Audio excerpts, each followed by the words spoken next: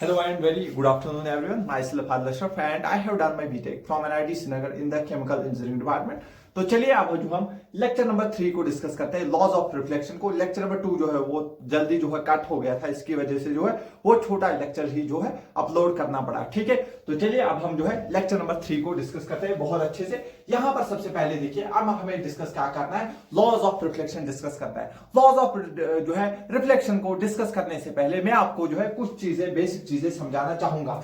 ये देखो, ये हमारे पास एक मिरर, जब भी मैं ऐसे करूंगा दैट मींस ये वाला साइड जो है ये इसका पॉलिश हो गया है। ये वाला साइड हमने इसको क्या किया सर, ये आपने क्या किया, इसको पॉलिश किया है। और ये हमारे पास क्या है, एक मिरर है। ये हमारे पास क्या है सर, ये हमारे पास क्या है, ये एक मिरर है। ये एक मिरर है। क्या इतना क्लियर है? हाँ सर। सर जो रे मिरर के ऊपर पड़ रही होगी, जो रे मिरर के ऊपर पड़ रही होगी उसी रे को हम इंसिडेंट रे बोलते हैं। ध्यान से सुनना, जिस बच्चे को नहीं पता होगा वो साइड में नोट कर लीजिए। जो रे इंसिडेंट रे के ऊपर, जो रे जो है हमारे पास मिरर के ऊपर पड़ रही होगी उस रे को हम इंसिडेंट रे बोलते हैं। और पढ़कर जब वो रिफ्लेक्ट होके वापस चली जाए, जो रे वापस चली जा रही होगी उस रे को हम क्या बोलते हैं, उसी रे को हम रिफ्लेक्टेड रे बोलते हैं। क्लियर, समझ आ गया? हाँ सर। दैट मीन सर ये कौन सी रे होगी सर, ये हमारे पास कौन सी रे होगी, ये हमारे पास इंसिडेंट रे होगी। क्या होगी? इंसिडेंट रे होगी। दैट मीन सर इसको जनरली हम आई से रिप्रेजेंट करते हैं, स्मॉल आई से रिप्रेजेंट करते हैं। और जो रे वापस चली जाए उसी रे को हम क्या बोलते हैं, उसी रे को हम रिफ्लेक्टेड रे बोलते हैं। क्या बोलते हैं? रिफ्लेक्टेड रे बोलते हैं। और इसको हम स्मॉल आर से जनरली रिप्रेजेंट करते हैं। क्या इतना क्लियर हुआ? और जो इस सरफेस के परपेंडिकुलर, जो भी मिरर के परपेंडिकुलर लाइन होती है उसको क्या बोला जाता है, उसको नॉर्मल बोला जाता है। दैट मीन सर ये आपने क्या बनाया है सर, ये आपने बनाया है नॉर्मल। ये क्या बनाया है? नॉर्मल। याद रखना, सरफेस के परपेंडिकुलर जो भी लाइन होगी उसको हम नॉर्मल बोलते हैं, उसको हम नॉर्मल बोलते हैं। क्या इतना चीज क्लियर है? हाँ सर। अब देखो, इंसिडेंट रे ने जितना एंगल इसके साथ बनाया, इंसिडेंट रे ने कितना एंगल, इंसिडेंट रे ने कितना एंगल नॉर्मल के साथ बनाया, इंसिडेंट रे ने कितना एंगल नॉर्मल के साथ बनाया, उसी को हम बोलते हैं एंगल ऑफ इंसिडेंस। क्या बोलते हैं? एंगल ऑफ इंसिडेंस बोलते हैं। और इसको हम एंगल आई से रिप्रेजेंट करते हैं। क्या इतना क्लियर है? इंसिडेंट रे ने कितना एंगल नॉर्मल के साथ बनाया उसी को एंगल ऑफ इंसिडेंस बोला जाता है। सिमिलरली रिफ्लेक्टेड रे ने कितना एंगल नॉर्मल के साथ बनाया, कितना एंगल नॉर्मल के साथ बनाया उसी को हम एंगल ऑफ रिफ्लेक्शन बोलते हैं। क्या बोलते हैं? एंगल ऑफ रिफ्लेक्शन बोलते हैं। सर यहां पर जो है एंगल आई, इसको आपने क्या कहा, ये हमारे पास होता है एंगल ऑफ इंसिडेंस। क्या होता है? एंगल ऑफ इंसिडेंस होता है। एंगल ऑफ इंसिडेंस होता है। एंगल ऑफ इंसिडेंस का मतलब इंसिडेंट रे ने नॉर्मल के साथ कितना एंगल बनाया। क्या इतना क्लियर है? उसके बाद सर आपने एंगल आर क्या बनाया है सर, ये हमारे पास होता है, इसी को हम बोलते हैं एंगल ऑफ रिफ्लेक्शन। क्या बोलते हैं? Angle of reflection. सर इसका क्या मतलब हुआ? रिफ्लेक्टेड रे ने कितना एंगल बनाया नॉर्मल के साथ, इसको हम बोलते हैं angle of reflection. I hope जो है ये बेसिक चीजें जो है अभी तक आपको क्लियर हो गई होगी। तो चलिए अब हम देखते हैं पहला लॉ। पहला लॉ हमें क्या कह रहा है? पहला लॉ ऑफ रिफ्लेक्शन हमें कह रहा है ये जो एंगल ऑफ इंसिडेंस और ये जो एंगल ऑफ रिफ्लेक्शन है ये दोनों बराबर होंगे। दैट मींस क्या सर, एंगल ऑफ इंसिडेंस और एंगल ऑफ रिफ्लेक्शन ये बराबर होंगे। लेकिन सर कब होंगे? ये हमेशा बराबर होते हैं। क्या होते? हमेशा बराबर होते हैं। That means sir angle of incidence बराबर एंगल ऑफ रिफ्लेक्शन, यही हमारा जो है फर्स्ट लॉ ऑफ रिफ्लेक्शन बोला जाता है। ठीक है सर, तो चलिए लिखाइए। तो पहला जो है हमने क्या देखा, फर्स्ट लॉ हमें क्या बोल रहा है, सिमिलरली हम बोल सकते हैं, क्या बोल सकते हैं, the angle of reflection, the angle of incidence, the angle of incidence, शाबाश, the angle of incidence and the angle of incidence, the angle of incidence is always, shabash, the angle of incidence is always equal to the angle of reflection, angle of reflection. Clear हुआ?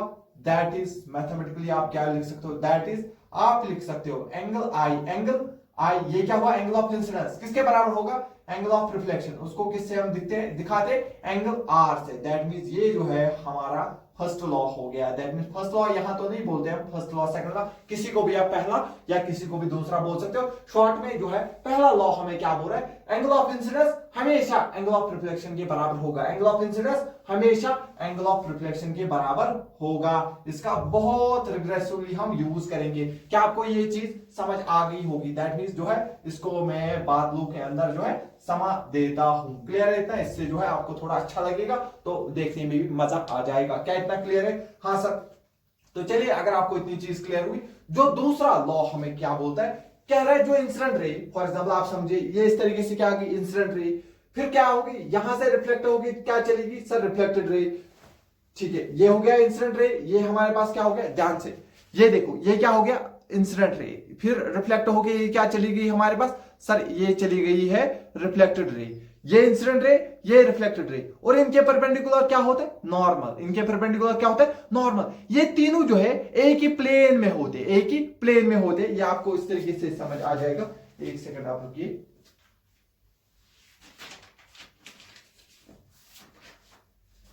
देखिए, ये एक ही plane में मतलब ये होता है, that means ये इस एक ही शीट पे आएंगे। ये ऐसे नहीं होगा, एक बाहर एक अंदर। तो अगर ये ऐसे हुआ, ये एक ही शीट पे मत आए, अब दो इस शीट के ऊपर आए, एक बाहर चला गया, दैट मींस एक ही प्लेन में नहीं है। एक ही प्लेन में होने का मतलब ये तीनों जो है एक ही शीट के ऊपर आ जाएंगे, एक ही शीट के ऊपर ऐसे जो है आ जाएंगे। क्लियर हुआ? दैट मींस इसी को हम क्या बोलते हैं, इसी को हम बोलते हैं जो है, यही हमारे पास होता है दूसरा लॉ। क्या कह रहा है, कह रहा है इंसिडेंट रे, इंसिडेंट रे, इंसिडेंट रे and reflected ray, incident ray comma reflected ray and normal. Incident ray, reflected ray और normal, incident ray, reflected ray और normal at the point of incidence. ये सेम प्लेन में होते, ये क्या आएंगे, एक ही प्लेन में आएंगे। दैट मींस एक किसमें होते, दे lie in the same plane. और उस प्लेन को हम प्लेन ऑफ इंसिडेंस भी बोल सकते हैं, प्लेन ऑफ रिफ्लेक्शन भी बोल सकते हैं। प्लेन ऑफ इंसिडेंस या प्लेन ऑफ रिफ्लेक्शन आप उसको बोल सकते हो। आई होप जो है ये चीज आपको बहुत अच्छे से जो है समझ आ गई होगी।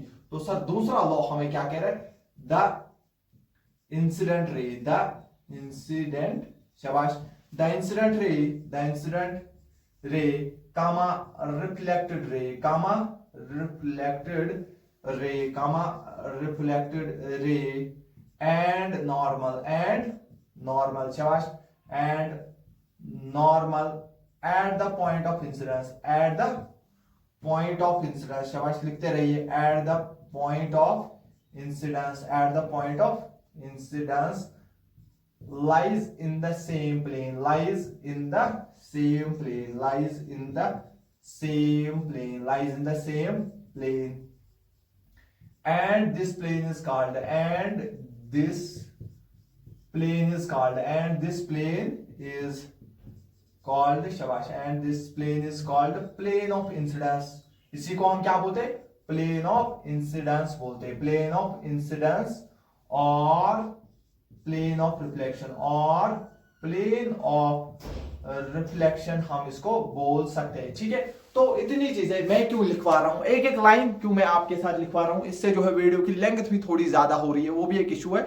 लेकिन फिर भी जो है मैं एक एक लाइन आपको लिखवा रहा हूं। मैं एक चीज वो भी कर सकता था, पहले ही लिख के लाता, लेकिन फिर उससे आपको फायदा नहीं होगा, आपको भी मजा आ सकता है, हो सकता है जनरली मजा नहीं आता है।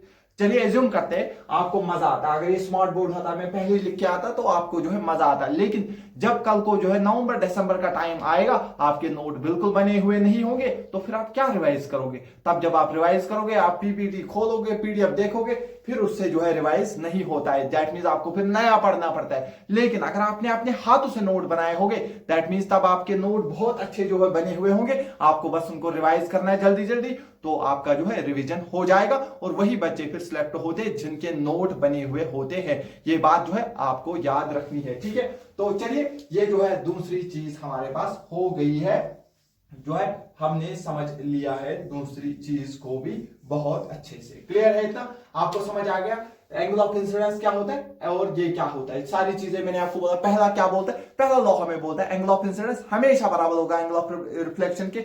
दूसरा लॉ क्या कह रहा है, incident ray, reflected ray and normal, they lie in the same plane, ये सेम प्लेन में होंगे।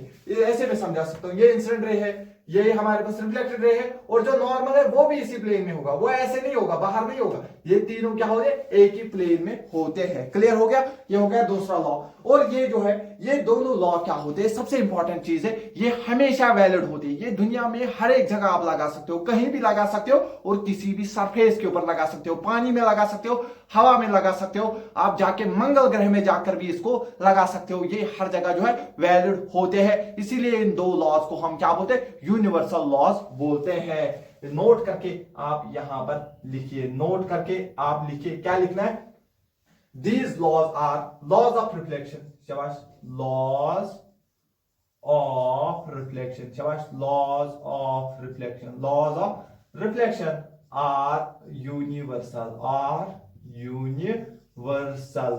क्यों होते हैं यूनिवर्सल, बिकॉज पता होना चाहिए आपको क्यों होते हैं, because these laws are valid, because these laws are valid, because these laws are valid everywhere, everywhere in the universe, in the universe। आप इसको यूनिवर्स में कहीं भी लगा सकते हो, ये कहीं पर भी वैलिड होते हैं, इसीलिए हम इनको क्या बोलते हैं, इसीलिए जो है हम इनको नाम देते हैं यूनिवर्सल लॉज। आई होप जो है यहां तक आपको लॉज ऑफ रिफ्लेक्शन बहुत अच्छे से क्लियर हुआ होगा। तो ठीक है, पहले आप जो है इतनी चीजें अच्छे से नोट डाउन करिए, फिर जो हम आगे बढ़ जाते हैं। हाँ, तो चलिए अब जो हम सम बेसिक लॉज जो है इनको डिस्कस करते हैं। इसमें दो तीन छोटे छोटे लॉज जो है, जो लाइट रे जो है फॉलो करती है रे ऑप्टिक्स में, उसके बारे में हमें डिस्कशन करना है। सबसे पहले जो है हमारे पास होता है लॉ, आप लिखिए law of rectilinear, law of rectilinear, rectilinear propagation of light, propagation, propagation of light, of light. ठीक है, ये क्या बोलता है, law of rectilinear propagation of light हमें क्या बोलता है, ये कहता है जो लाइट जो है वो हमेशा स्ट्रेट लाइन पाथ में ट्रेवल करेगी। शाबाश, it states that, it states that, it states that light ray, light always travels, light always travels in the straight line path, in the straight line path। Light हमेशा क्या चलेगी, straight line path में चलेगी। Light always travels in the straight line path in homogeneous medium, जब तक medium same रहेगा, इन homogeneous medium, जब तक मीडियम सेम रहेगा तब तक जो है ये सेम पाथ में ट्रेवल करती है। ठीक है, तो इतना आप नोट कर लीजिए। हाँ, तो चलिए अब जो हम और दो लॉज को जो है उनको डिस्कस कर लेते हैं। ये बहुत ही बेसिक लॉज है, ये जो है ये बहुत सिंपल है, क्योंकि हर एक बुक में दिया होता है और हर एक जगह पढ़ाया जाता है, इसलिए इनको अदरवाइज ये उतनी इंपॉर्टेंट नहीं है। ठीक है, तो क्या बोलता है law of independence of light, क्या बोलता है, फॉर एग्जांपल अगर ये आपने एक जो है स्फेरिकल मिरर यहां पे रखा है, अगर यहां पर आप एक जो ऑब्जेक्ट रखोगे, ऑब्वियसली यहां से लाइट रहेगी, ऐसे जाएगी और फिर रिफ्लेक्ट होकर वो इस तरीके से जाएगी। ठीक है, जो लाइट मिरर के ऊपर जाएगी उसको इंसिडेंट रे बोलते हैं, और जो रिफ्लेक्शन के बाद आए उसको हम इंसिडेंट रे बोलते हैं। और फॉर एग्जांपल एक लाइट मान लीजिए ऐसे चलेगी, ठीक है, अब जो है फिर ये इधर आएगी। अब ये देखो, इस इंसिडेंट रे ने इस रिफ्लेक्टेड रे को यहां पे क्या किया, कट, लेकिन ये जो है ऐसे जाएगी, ये एक दूसरे को क्या है, डिस्टर्ब नहीं करता है। दैट मींस जैसे कि ये जब ये लाइट जाएगी इसको वो लाइट से कोई फर्क नहीं पड़ेगा, और जब ये लाइट जा रही होगी तो इसको इस लाइट से कोई फर्क नहीं पड़ेगा। सिमिलरली जब ये यहां पर आएंगे तो इनको कोई भी फर्क नहीं पड़ता है। दैट मींस जब ये एक दूसरे को कट करते तो इनके ऊपर कोई भी फर्क नहीं पड़ता है, ये एक दूसरे को डिस्टर्ब नहीं कर रहे होते हैं। जैसे लाइट चल रही होगी पहले, कट करने के बाद ही वो वैसे ही चलती रहती है। दैट मींस उसके ऊपर जो है कोई भी असर नहीं होता है। क्लियर है इतना। और दूसरा हमारे पास होता है law of reversibility of light. Reversibility of light आप यहां पर सिंपल देखिए, फॉर एग्जांपल अगर आपके पास कोई भी मिरर है, क्या है, कोई भी मिरर है, अगर आपने उसके ऊपर परपेंडिकुलर सीधे उसके ऊपर लाइट डाल दी, सीधे उसके ऊपर लाइट डाल दी, जैसे आप लाइट डालोगे वैसे ही लाइट जो है वापस आएगी, वैसे ही लाइट क्या होगी, वापस आएगी। दैट मीन जहां से आई थी वहीं से वापस चली जाएगी। इसी को बोलते हैं पाथ को रिट्रेस करना। लाइट अपनी पाथ को क्या करेगी, रिट्रेस करेगी जब भी वो किसी भी चीज के ऊपर परपेंडिकुलरली क्या है, यानी कि नॉर्मल, जब नॉर्मली किसी के ऊपर जो है डाल दिया जाए, जब भी वो किसी भी सरफेस के ऊपर नॉर्मली चली जाएगी तो वो जैसे आई थी वैसी वापस चली जाएगी। तो इसी को बोलते हैं ये अपना पाथ जो है रिट्रेस करते हैं। क्लियर है इतना? तो मैंने जो है इनका डेफिनेशन यहां पर जो है अटैच कर दिया। आप स्क्रीन को पॉज करके आराम से इन दो की जो है डेफिनेशन लिख लीजिए, फिर जो हम आगे फर्दर चलते हैं। हाँ तो चलिए अब जो हम कुछ सवाल डिस्कस करते हैं। ठीक है, बहुत बेसिक सवाल है लेकिन थोड़ा जरूरी है आपकी जो है कंसेप्चुअल अंडरस्टैंडिंग को बिल्ड करने के लिए।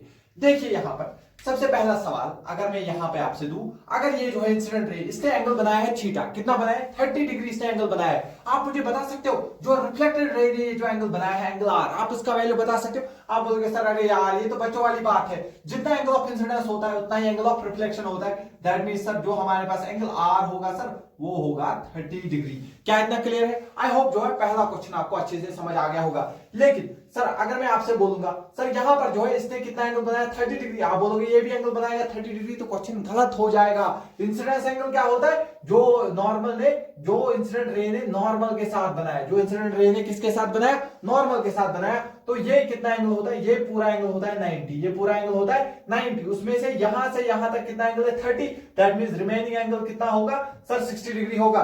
सर अगर इंसिडेंट जो है एंगल ऑफ इंसिडेंस 60 है तो एंगल ऑफ रिफ्लेक्शन भी 60 डिग्री होगा। तो अगर ये 60 है तो सर ये पार्ट भी कितना होगा सर 30 डिग्री होगा। अब वो आपसे इसमें कुछ भी पूछ ले आप उसको बता सकते हो। क्या आपको ये सवाल भी पूरा अच्छे से क्लियर हो गया? हाँ सर।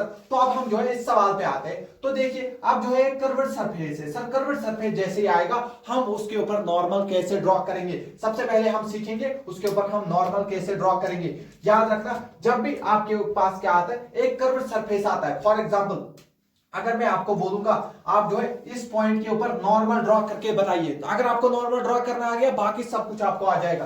तो आपको क्या करना है, आपको जो है वो लाइन जो है सीधे सेंटर से लेके पास करना है, ये पॉइंट और ये जो सेंटर को इसको आपको ज्वाइन करना है। ऐसे किया आपने ज्वाइन, और इसी लाइन को फिर आपको क्या करना है, एक्सटेंड करना है। दैट मीन जो है ये आपका नॉर्मल हो गया इस पॉइंट पे। ठीक है, तो सेंटर पे अगर नॉर्मल होगा, मैंने इस और इस पॉइंट को ज्वाइन करके एक लाइन खींची है, दैट मीन ये नॉर्मल मेरा हो गया यहां पर। सर अगर मुझे किसी और पॉइंट पे नॉर्मल चाहिए, सर मान लीजिए मुझे इस पॉइंट पे नॉर्मल ड्रॉ करना है, सर मैं कैसे ड्रॉ करूंगा? आपको स्केल पकड़नी है, सेंटर और इस पॉइंट, सेंटर और इस पॉइंट को ज्वाइन करते हुए आपको स्केल पर पकड़नी है और फिर इसको एक्सटेंड करना है। दैट मींस ये जो है यहां पर नॉर्मल हो गया। दैट मींस आपको समझ आ गया, जब भी हमारे पास कर्व्ड सरफेस होगा उस पे जब भी नॉर्मल ड्रॉ करना है, ऐसे लाइन ड्रॉ करनी है सो दैट जो क्या हो इसके सेंटर से पास होगी, और जो भी इसके सेंटर से पास होगी तो हमेशा ये इसके सरफेस पे 90 डिग्री एंगल बना रही होगी। कितनी डिग्री एंगल बना रही होगी? 90 डिग्री एंगल बना रही होगी। आई होप जो है आपको ये चीज समझ आ गई होगी कि नॉर्मल कैसे ड्रॉ करते हैं। ठीक है, तो इतना पहले आप जो है नोट कर लीजिए, जिस बच्चे को नहीं पता था वो नोट कर लीजिए। आई होप जो है आपने नोट कर लिया होगा। अब मैं इसको मिटाता हूं, हम वापस जो है अपने सवाल के ऊपर आ जाते हैं। ठीक है, तो वापस अब हम जो है अपने सवाल के ऊपर आ जाते हैं। देखिए अब हम जो है ये हमारा जो है दूसरा सवाल था, अब जो हम तीसरा सवाल जो है इंपॉर्टेंट सवाल होगा हमारे लिए। देखो अब हम क्या करेंगे, हमने इस बार जो लाइट लाई वो इधर से ही लाई। देखो अगर मैं यहां से इस मिरर के ऊपर भी कोई लाइट रे डालता हूं जिसने एंगल मान लो बनाया 15 डिग्री, तो आप बोलोगे ठीक है अगर इसने 15 डिग्री बनाई तो रिफ्लेक्टेड रे ऐसे चली जाएगी और वो भी कितना एंगल बनाएगी, 15 डिग्री एंगल बनाएगी। ये तो आप आराम से बोल दोगे, लेकिन मेरा क्वेश्चन जो है थोड़ा अलग है, थोड़ा डिफरेंट सवाल मैं आपसे पूछना चाहता हूं, थोड़ा डिफरेंट सवाल मैं आपसे पूछना चाहता हूं। चलिए आप जो है इस फिगर से हम उस सवाल को करते हैं। फॉर एग्जांपल ये इसका नॉर्मल है और मैंने जो है लाइट नॉर्मल से ही ड्रॉ की, नॉर्मल से ही इसके ऊपर जो है लाइट ड्रॉ ली। फॉर एग्जांपल मैंने यहाँ पे टार्च रखी और लाइट इस मिरर के ऊपर यहीं से डाली। दैट मींस इंसिडेंट रे ने नॉर्मल के साथ कितना एंगल बनाया सर, जहां से नॉर्मल था इंसिडेंट रे तो वहीं से आई, दैट मींस उसका एंगल उसके साथ क्या हो गया 0 डिग्री। दैट मींस आपको समझ आ रहा है एंगल ऑफ इंसिडेंस कितना हो गया 0 डिग्री। और जब एंगल ऑफ इंसिडेंस 0 डिग्री होगा तो आप बोलोगे सर एंगल ऑफ इंसिडेंस और एंगल ऑफ रिफ्लेक्शन बराबर होते, तो सर ये भी 0 डिग्री होगा। इसका मतलब जैसे लाइट टकराएगी वैसे ही वो उसी रास्ते से वापस जाएगी। समझ आ गया? ऐसे ही पार्ट को, इसी को हम बोलते हैं नॉर्मल इंसिडेंस। क्या बोलते हैं? इसी को हम बोलते हैं नॉर्मल इंसिडेंस। क्या बोलते हैं? नॉर्मल इंसिडेंस बोलते हैं। सर नॉर्मल इंसिडेंस में क्या होता है? लाइट नॉर्मल के थ्रू आती है। लाइट क्या आती है? नॉर्मल के थ्रू आती है। उसका एंगल ऑफ इंसिडेंस तो हमेशा बराबर किसके होता है? एंगल ऑफ रिफ्लेक्शन के, और वो दोनों 0 डिग्री के बराबर होते हैं। क्लियर? समझ आ गया? इसी को हम बोलते हैं नॉर्मल इंसिडेंस, और ये हमारा एक स्पेशल केस होता है। समझ आ गया? नॉर्मल इंसिडेंस जब भी मैं बोलूंगा तो आपको समझना है लाइट नॉर्मल के थ्रू आ रही होगी, एंगल ऑफ इंसिडेंस भी 0 होगा, एंगल ऑफ रिफ्लेक्शन भी 0 होगा। क्या इतना क्लियरली समझ आ रहा है? हाँ सर, आई होप जो है इतना आपको अच्छे से समझ आ गया होगा। अब मैं जो है और एक जो है ऐसा ही बनाता हूं, और एक जो है स्पेशल केस हमारे पास आता है। ठीक है, तो ये लीजिए, फिर से हमने एक स्फेरिकल जो है मिरर यहां पे बनाया। सर अगर मैं आपको बोलूं इस पॉइंट पे नॉर्मल ड्रा करने के लिए आप क्या करोगे? सीधे एक लाइन को ज्वाइन करोगे जो सेंटर के थ्रू पास हो रही होगी, ये इसका नॉर्मल हो गया। अब अगर जो है इस बार लाइट कैसे आ गई? लाइट जो है इस बार जो है ऐसे आ गई, सरफेस को छूते हुए लाइट आ गई। तो जो है मेरे पास इंसिडेंट रे है, ये मेरे पास क्या है? इंसिडेंट रे है। तो अगर मैं पूछूंगा इसने कितना एंगल बनाया, जो है इंसिडेंट, इसका एंगल कितना होगा, सॉरी इसका एंगल ऑफ इंसिडेंस कितना होगा? आप बोलोगे इंसिडेंट रे ने नॉर्मल के साथ कितना एंगल बनाया? आप बोलोगे 90 डिग्री। तो आप बोलोगे एंगल ऑफ इंसिडेंस क्या है? 90 डिग्री। तो सर एंगल ऑफ रिफ्लेक्शन भी कितना होना चाहिए? Sir 90 degree. 90 डिग्री कब होगा? दैट मींस लाइट को ऐसे ही निकलना पड़ेगा, तभी तो वो 90 डिग्री एंगल बनाएगी। दैट मींस ग्रेजिंग, इसी को हम बोलते हैं ग्रेजिंग इमर्जन। जब लाइट जो है किसी भी सरफेस को छू कर चली जाए, क्या चली जाए? छू कर चली जाए। दैट मींस जैसे आई वैसे ही चली गई। ये ना यहां पे क्या होता है? जैसे लाइट आई थी वैसे ही मुड़कर वापस चली गई थी। यहां पर जैसे लाइट आ रही थी वैसे ही आगे जा रही है। दैट मींस यहां पर इसके ऊपर कोई भी असर नहीं पड़ा। दैट मींस जैसे लाइट आ रही थी वैसे ही चली गई। तो इसी को हम बोलते हैं ग्रेजिंग इमर्जेंस। इसी का नाम हम देते ग्रेजिंग इमर्जेंस। क्या नाम देते हैं बेटा इसका? ग्रेजिंग इमर्जेंस का नाम देते हैं। तो सर इसमें एंगल आई हमेशा बराबर होता है एंगल आर, और ये होंगे हमारे पास 90 डिग्री के बराबर। इसी को हम बोलते हैं ग्रेजिंग इमर्जेंस। ये हमारे दो स्पेशल केसेस होते हैं, इनको आपको हमेशा दिमाग में रखना है। क्या इतना क्लियर आ गया? नॉर्मल इंसिडेंस क्या होता है और ग्रेजिंग इमर्जेंस क्या होता है। जनरली बड़े एग्जाम्स में तो इनके ऊपर डायरेक्टली क्वेश्चन नहीं पूछा जाता है, लेकिन ये क्वेश्चन में इस्तेमाल होते हैं। लेकिन जो आपके छोटे एग्जाम होते हैं उनमें जनरली इसके ऊपर भी सवाल पूछा जाता है। अगर जो है नॉर्मल इंसिडेंस होगा तो बताइए एंगल ऑफ इंसिडेंस कितना होगा, एंगल ऑफ रिफ्लेक्शन कितना होगा। अगर ग्रेजिंग इमर्जेंस है तो बताइए एंगल ऑफ इंसिडेंस कितना होगा, एंगल ऑफ रिफ्लेक्शन कितना होगा। क्या आपको क्लियरली ये चीजें समझ आ गई है? आई होप जो है ये चीजें आपने अच्छे से समझ ली होगी। तो इतना आप नोट करिए, फिर जो हम आगे चलते हैं। हाँ, तो चलिए अब हम जो है डिस्कस करते हैं vector form of the law of reflection. Vector form of law of reflection जो है ये हमारे लिए सबसे मोस्ट इंपॉर्टेंट टॉपिक होता है। काफी जगह जो है टीचर इसको छोड़ देते क्योंकि उनको लगता है ये थोड़ा मुश्किल है एक्सप्लेन करना, लेकिन मैं आपको इतनी आसानी से इसको समझाऊंगा और इसका फॉर्मूला ड्राइव करवाऊंगा तो आप जो है नींद में उठकर भी उसको जो है ड्राइव कर सकते हो। उतने आराम से मैं आपको सिखाऊंगा। लेकिन फिर जो है उस फॉर्मूला को क्यों ड्राइव करना जरूरी है और क्यों उसको रिमेंबर करना जरूरी है? क्योंकि उसके ऊपर डायरेक्ट सवाल पूछे जाते हैं। क्या होते? डायरेक्ट सवाल पूछे जाते हैं। और उसके ऊपर इनडायरेक्टली भी सवाल पूछे जाते हैं। जो कॉम्प्लेक्स सवाल होते वो जो है उसी से सवाल सॉल्व होते हैं। लेकिन मैं उसके लिए आपको जो है एक डायरेक्ट तरीका बताऊंगा। उसी चीज को एनालाइज करके हम कुछ जो है डायरेक्ट मेथड निकालेंगे। फिर जो बड़े बड़े सवाल को सिर्फ 10 सेकंड में मैं आपको दिखाऊंगा, आप उनको सॉल्व करके ले जाओगे। लेकिन चलिए फिलहाल हम स्टार्ट करते हैं। पहले जो हम इसको बेसिक से समझते हैं। फॉर एग्जांपल ये आपके पास एक मिरर है, ये आपके पास जो है इंसिडेंट रे है। इसने जो एंगल इसके साथ बनाया होगा हम उसको थीटा बोलेंगे। और जो है इंसिडेंट रे जितना एंगल नॉर्मल के साथ बनाती है उसको हम एंगल ऑफ इंसिडेंस बोलते हैं। और यहां से जो है रिफ्लेक्टेड रे चली गई होगी, इसने भी फिर एंगल थीटा बनाया होगा। इतना क्लियर है? और जो ये एंगल है इसको हम एंगल ऑफ रिफ्लेक्शन बोलते हैं। क्या क्लियर है? अब हम क्या करते हैं, यहां से जहां से लाइट आ रही थी दैट मींस ये कौन सी है? Incident ray. इंसिडेंट रे है, ये हमारी इंसिडेंट रे है। उसके अलोंग उसकी डायरेक्शन में हम एक यूनिट वेक्टर एज्यूम करते हैं जिसका नाम रखते हैं ए कैप। इंसिडेंट रे की डायरेक्शन में हम एक यूनिट वेक्टर को मानते हैं जिसका नाम हम क्या रखेंगे, ए कैप। ठीक है सर। फिर रिफ्लेक्टेड रे की डायरेक्शन में भी हम जो है एक जो है यूनिट वेक्टर मानते हैं, उसका नाम रखेंगे बी कैप। और जो है नॉर्मल के अलोंग भी हम एक जो है यूनिट वेक्टर मानेंगे जिसका नाम हम क्या रखेंगे, एन कैप। तो सर आपने क्या किया, हमने जो है अभी तक किया let a cap be the unit vector. शाबाश। Let a cap be the unit vector. शाबाश। यूनिट वेक्टर अलोंग, शाबाश, अलोंग इंसिडेंट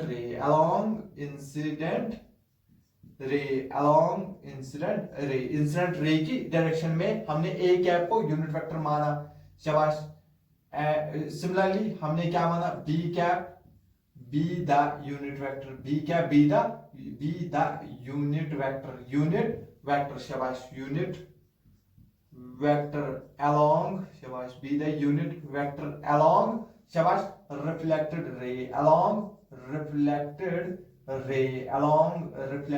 रे एंड, शाबाश, एन कैप हमने क्या माना, N cap be the unit vector along, शाबाश, अलोंग नॉर्मल वेक्टर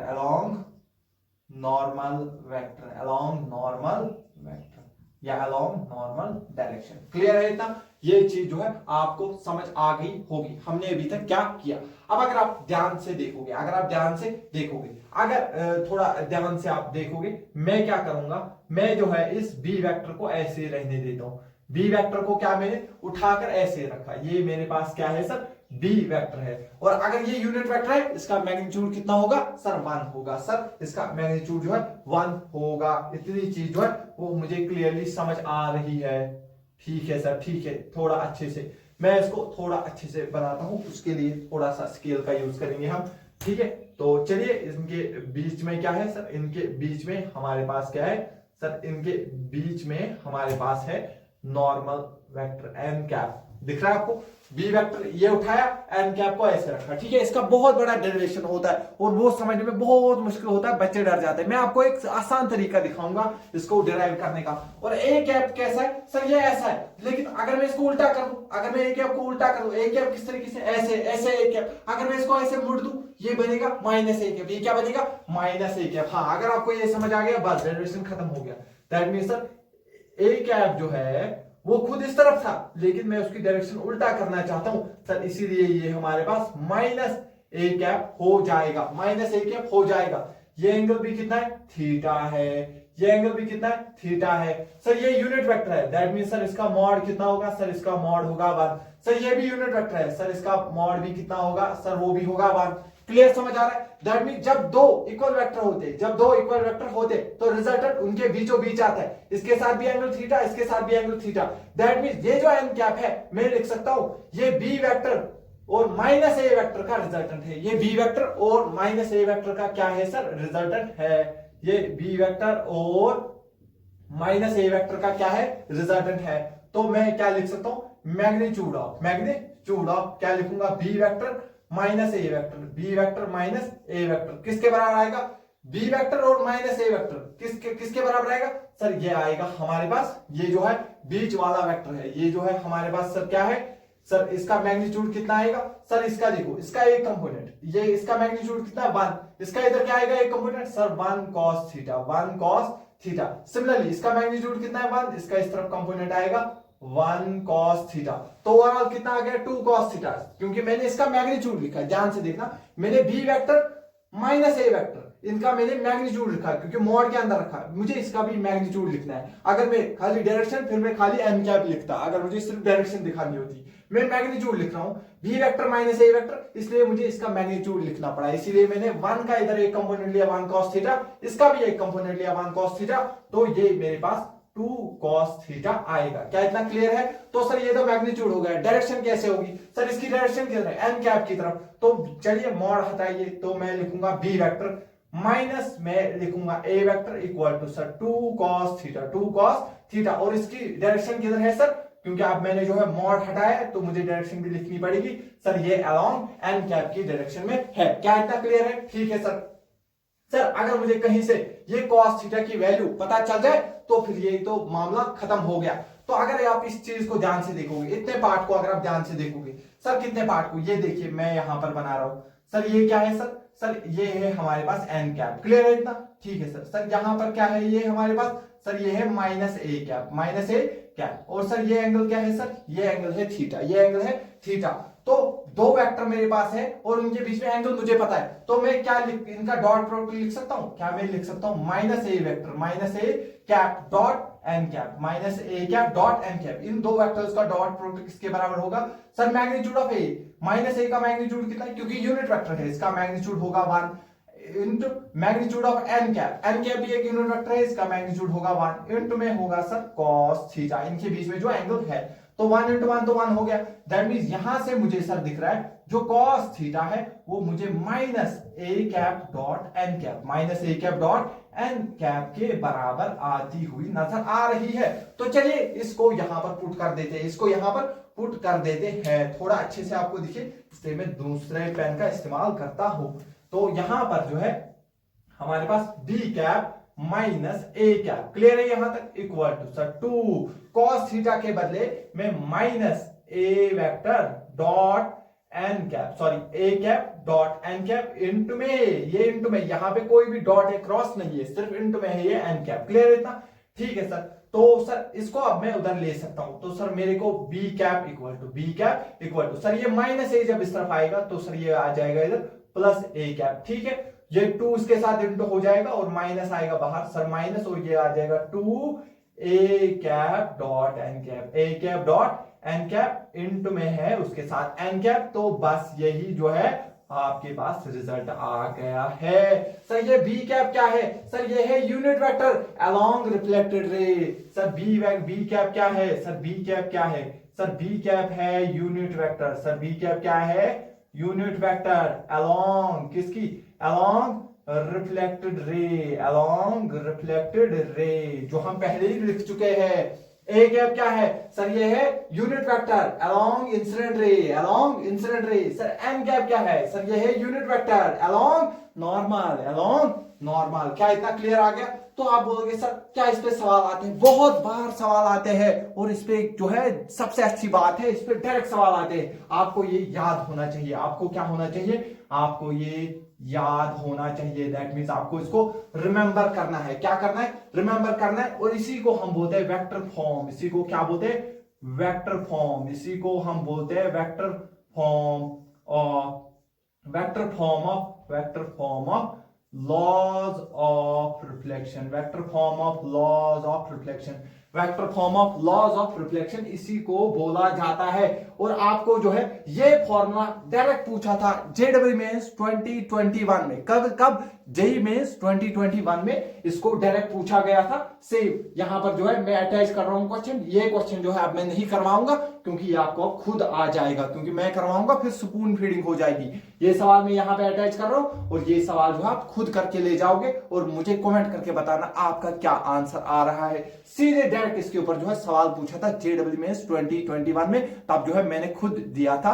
तो मेरा जो है, क्योंकि 2021 में ही एग्जाम, बोर्ड एग्जाम, और मेरा पहला अटेम्प्ट भी उसी में हो गया था सारा, क्योंकि फिर जो है डायरेक्ट एडमिशन, क्योंकि फ्रेशर ही मैंने एडमिशन कर लिया था। क्लियर है इतना?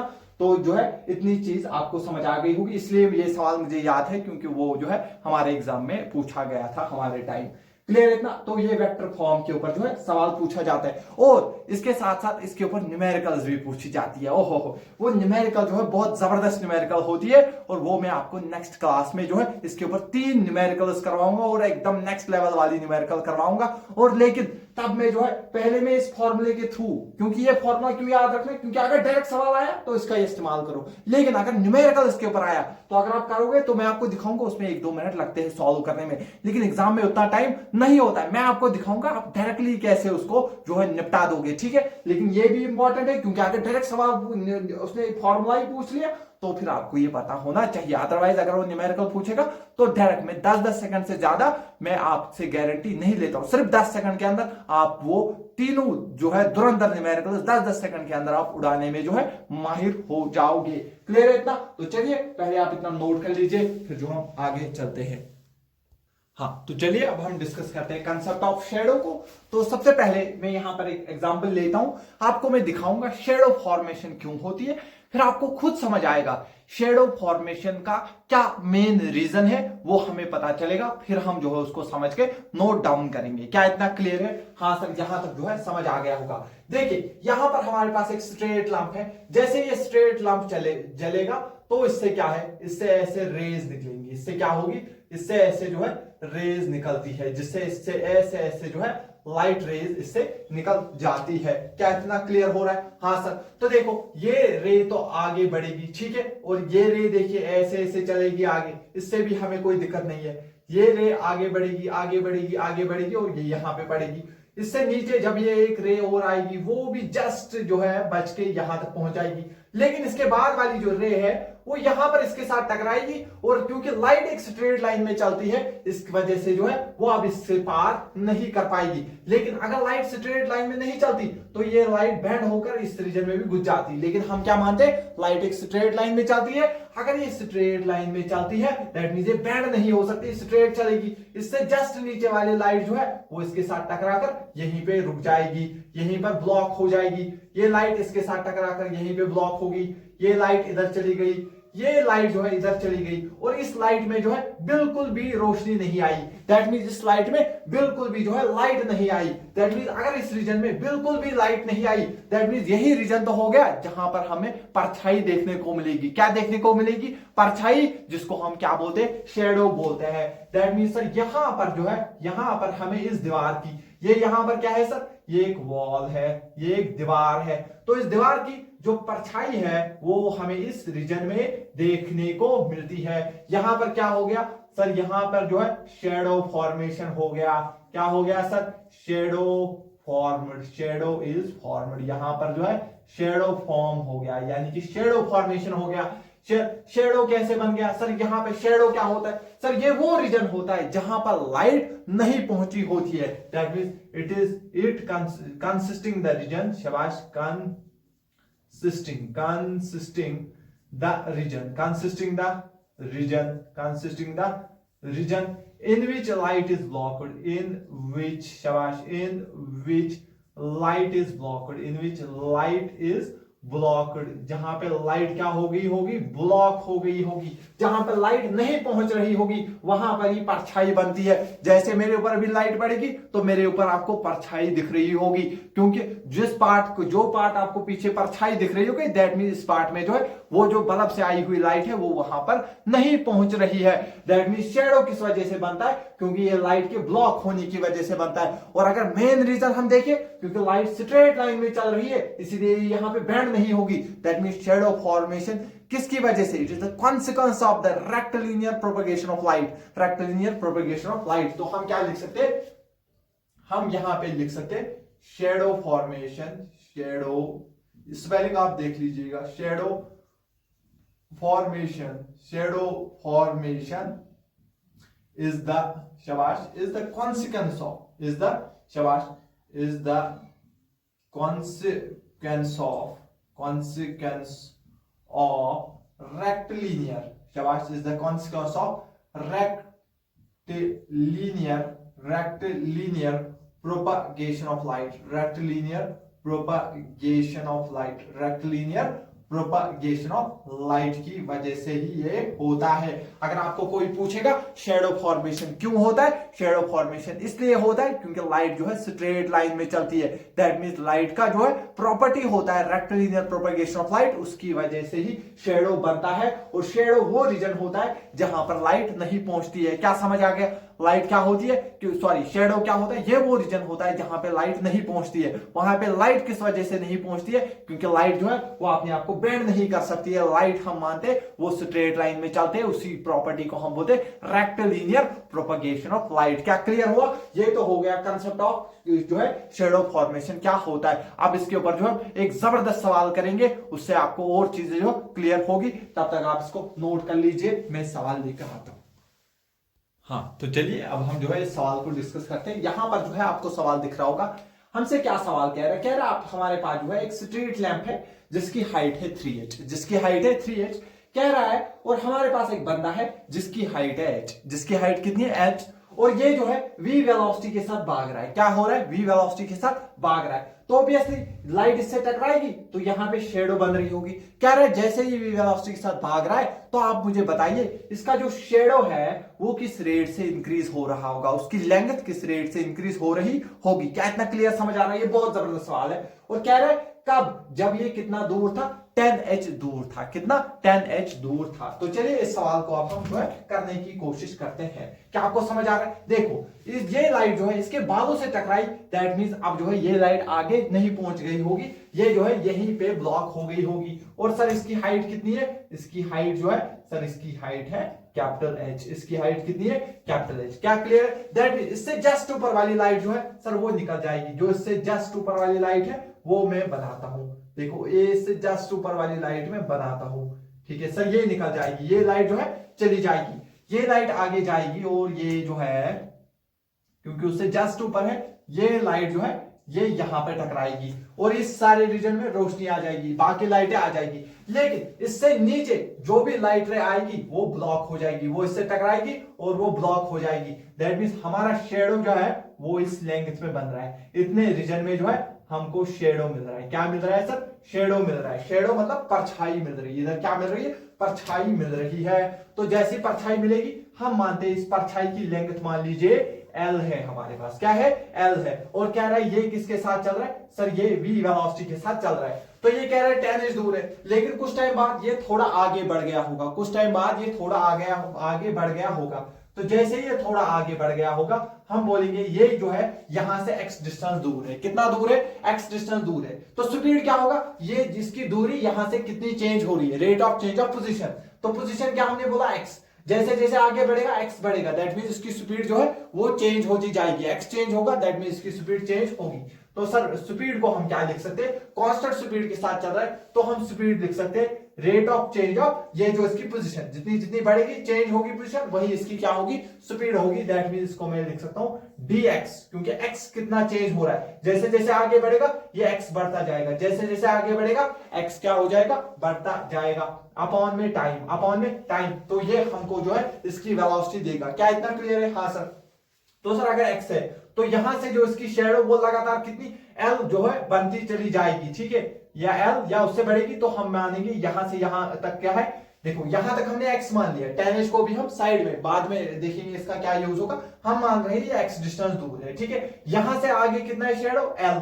तो टोटल डिस्टेंस कितना हो गया यहां से यहां तक? अगर हम देखेंगे सर ये टोटल लेंथ जो है यहां से यहां तक, देखो मैं इसको 10h नहीं मान रहा हूं क्योंकि उससे आंसर नहीं आएगा। हम मानेंगे यहां से कितना दूर है? x दूर है, वहां से शेडो की लेंथ कितनी है? L। तो ये टोटल कितना बनेगा सर? ये बनेगा x plus L, x plus L. क्या इतना क्लियर है? बस अगर आपको इतना समझ आ गया ये सवाल सॉल्व हो गया, ये सवाल हो गया सॉल्व। सर इतनी जल्दी? हाँ ये इतनी जल्दी सॉल्व हो गया है। देखिए अगर मैं आपसे बोलूंगा बाय सिमिलर ट्रायंगल्स, बाय शाबाश, by similar triangles, by similar, शाबाश, by similar triangles. Similar triangles की प्रॉपर्टी यहां पे लगाएंगे।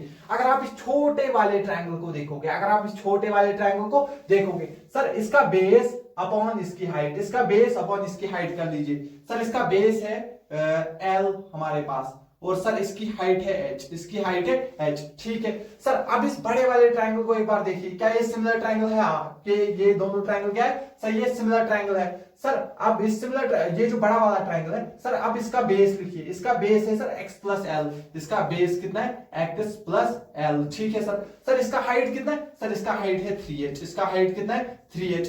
h और h हो गया कैंसल, ये 3 इधर आएगा सर, ये बनेगा 3l इक्वल टू सर यहां बचेगा x प्लस एल, ये l इधर आएगा तो इधर बचेगा 2l इक्वल टू x। यहां से मैं l की वैल्यू निकालूंगा x डिवाइड बाई 2। अगर उसको सिंपल सवाल पूछना होगा नीट लेवल का तो वो पूछेगा बताइए शेडो की लेंथ कितनी होगी? आप आराम से बोलोगे x डिवाइड बाई 2। इस शेडो की जो लेंथ होगी x कितना है हमारे पास? 10h, 10h डिवाइड बाई 2 आप बोलोगे सीधे 5h। लेकिन वो सवाल बहुत बेहतर पूछ रहा है, वो हमें क्या पूछ रहा है? रेट ऑफ इंक्रीज, किस रेट से ये इंक्रीज हो रहा है? क्या इंक्रीज हो रहा है? L। दैट मींस हमें dl बाई dt हमें देखना है। क्या कुछ बच्चे जो ये करते हैं, ये नहीं करना है हमें, किसका?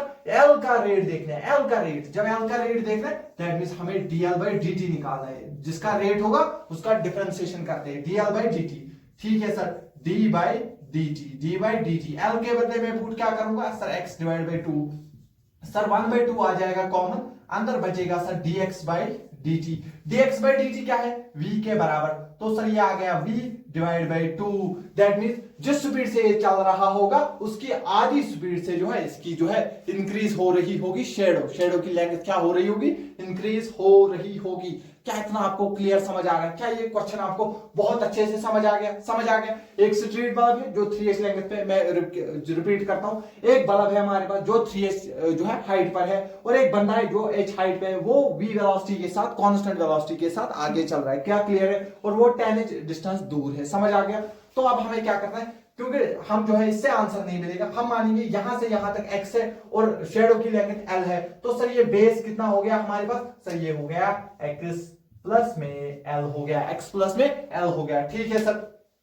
तो सर देखिए, अब अगर आप देखोगे सिमिलर ट्रायंगल से, ये छोटा वाला ट्रायंगल, इसका बेस अपॉन हाइट, इसका बेस अपॉन हाइट, ये बड़े वाले ट्रायंगल का सर इसका बेस x प्लस एल, इसका हाइट 3h, ये कैंसिल करके आप जो है इसको निकालोगे। यहां पे ध्यान आपको देना है क्योंकि वो रेट ऑफ चेंज, अब क्या किसका rate increase, rate of increase किसका पूछ रहा है, लेंथ, सॉरी शेडो का पूछ रहा है। तो शेडो को क्या मानना है, एल, दैट मींस आपको dl बाई dt निकालना है, उसी का डिफरेंशिएशन करना है जिसका रेट पूछ रहा है। d बाई dt तो है d बाई dt, l की वैल्यू x बाई 2 निकाल चुके हैं, उसकी वैल्यू यहाँ पे 1/2 कॉमन आएगा, यहाँ बचेगा dx by dt। dx by dt होता है वेलोसिटी, वेलोसिटी और divide by 2, v divide by 2, जिस रेट से आगे जा रहा होगा उसकी आधी रेट से जो है इसकी शेडो की लेंथ जो है वो इंक्रीज हो रही होगी। क्या आपको इतना अच्छे से समझ आ रहा है किस लेवल पे मैं जो है आपको लेना चाहता हूं? जनरली ये सवाल जो है हम डिस्कस नहीं करते, यूट्यूब पे आप ऐसे सवाल नहीं देखोगे, और वो भी जो है अभी कुछ ही टाइम मुझे हुआ जो है स्टार्ट करे हुए यूट्यूब पे ये जो है रेगुलर लेक्चर वाली सीरीज, क्योंकि लेकिन मुझे वो नहीं देखना है, यहाँ पे जो है जो चीज नहीं है वो चीज बच्चों को देनी है, जो चीज जो है क्लासेस में दी जाती है, जो ऑफलाइन क्लासेस में दिया जाता है कंटेंट, वो जो है कोटा का कंटेंट मैं आपको यहां पर देना चाहता हूं, सो दैट जिस काफी सारे बच्चे होते हैं जो अफोर्ड नहीं कर पाते, जनरली पहले फीस होता है ऑलमोस्ट, अगर मैं मिनिमम फीस मान के चलूं तो 80,000 होता है, फिर हॉस्टल्स का फीस होता है 2-2.5 लाख, तो वो बहुत ज्यादा बर्डन जो है एक नॉर्मल बच्चे के ऊपर बन जाता है। मैंने खुद जो है एलन चंडीगढ़ से पढ़ा हुआ है, तो जनरली हमारे पास तब जब फीस होता था 1,80,000 के आसपास ईयरली फीस होता था, और उसके साथ हॉस्टल मान लीजिए 4-5 लाख, तो बहुत ज्यादा जो है प्रेशर बनता है, जो आप जो है बेचारे नॉर्मल बंदे होते वो इतना अफोर्ड नहीं कर पाते, उसकी वजह से जो है उनके ऊपर बहुत ज्यादा प्रेशर बन जाता है। ठीक है, तो सो दैट अब जो है आप ऑनलाइन, क्योंकि हमारे टाइम तो ऑनलाइन की सुविधा नहीं थी, अब ऑनलाइन है, आप जो है कंटेंट को घर बैठे देख सकते हो, लेकिन आपको कंसिस्टेंट होना पड़ेगा। जितना आप कंसिस्टेंट होंगे तभी आप जो है ऑफलाइन बैठे हुए बच्चे को जो है बीट कर सकते हो, और आप कर सकते हो अगर आप जो है, क्योंकि आप घर में बैठे हो, आप कंफर्टेबल है, आपको सब कुछ मिल रहा है, दैट मीन्स आप ज्यादा एफिशिएंसी के साथ काम कर सकते हो। लेकिन आपको कंसिस्टेंट रहना है। अगर आप कंसिस्टेंसी के साथ, ज्यादा एफिशिएंसी के साथ घर में काम करोगे तो आप जो है उनसे आगे निकल सकते हो। क्लियर है इतना? लेकिन एक चीज है, कंसिस्टेंसी आपको लानी पड़ेगी। क्या इतना क्लियर है? मैं अपनी तरफ से पूरा कंसिस्टेंट रहूंगा, रोज आपको एक लेक्चर जो है रे ऑप्टिक्स का दे दिया करूंगा, साथ साथ में क्लास 11th के बच्चों के लिए भी, और जो है दूसरे साइड से मैं इलेक्ट्रोस्टैटिक्स को भी कंप्लीट करता चलूंगा, सो दैट आपका ज्यादा से ज्यादा फायदा हो। क्या इतना क्लियर है? आप सपोर्ट करते रहिए, आप देखिए मैं किस लेवल पे जो कंटेंट ले जाऊंगा, और जो है मैं जो है जो ऊपर वाले ने जो है क्षमता दी है आसानी से जो है कॉम्प्लेक्स चीजों को समझाने की, उसका मैं पूरा जो है उपयोग करूंगा यहाँ पे। ठीक है, तो चलिए पहले आप इस क्वेश्चन को नोट कर लीजिए, फिर जो हम थोड़ा आगे चलते हैं।